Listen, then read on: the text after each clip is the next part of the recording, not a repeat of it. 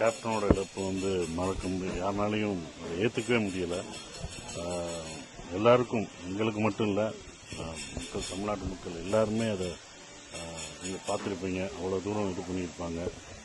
எனக்கு அவர் ரொம்ப ரொம்ப இன்ஸ்பயர் ஆனது, ரொம்ப இது பண்ணது வந்து, நான் சினிமாவுக்கு வந்த பிறகு ராவுத்தர் ஃபிலிம்ஸ்லாம் நான் போனதில்லை.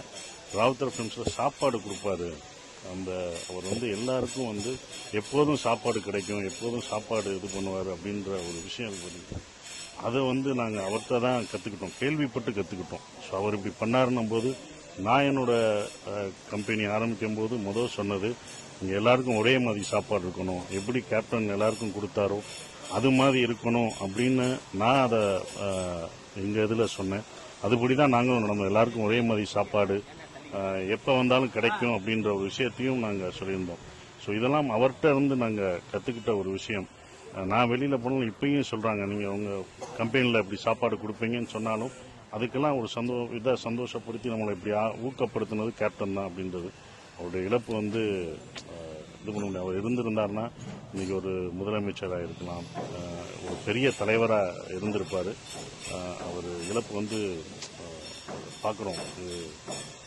எம்ஜிஆர் அவர்கள் எப்படி இறங்கும்போது எவ்வளோ ஒரு கூட்டம் எப்படி இருந்ததோ அதே மாதிரி தான் கேப்டன் அவர்களுக்கு இருக்குது. இன்னும் நிறைய பேர் வந்து பார்த்துக்கிட்டு இருக்காங்க, அவருடைய சமாதிகளுக்கு வந்து பார்த்துட்ருக்காங்க. ஏன்னா அவர் செஞ்ச அந்த கொடை தான், அதுதான் வந்து அவர் எல்லாருக்கும் உதவி செஞ்சதை பல ஊர்லேருந்து இன்னும் வந்து பார்த்துட்டே இருக்காங்கன்னா அந்த இதுதான். ஸோ அது எங்களுக்கும் அவருடைய இழப்பு பெரிய இழப்பாக நான் நினைக்கிறேன்.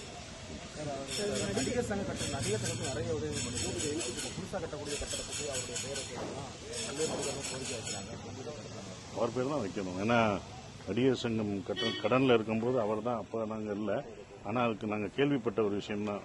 எல்லாத்தையும் கூட்டிகிட்டு போய் நடிகர் சங்கத்து கட்டடத்துக்கு அது கடன் அடைச்சாரு அப்படின்ற ஒரு விஷயத்தை இது பண்ணியிருக்கோம்.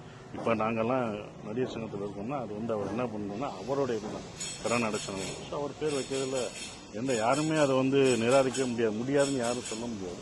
அது கண்டிப்பாக வச்சு தான் ஆகணும்னு நான் நினைக்கிறேன். ஸோ அதனால் அவங்க வைப்பாங்க, தலைவர்லாம் சேர்ந்து முடிவு எடுப்பாங்க.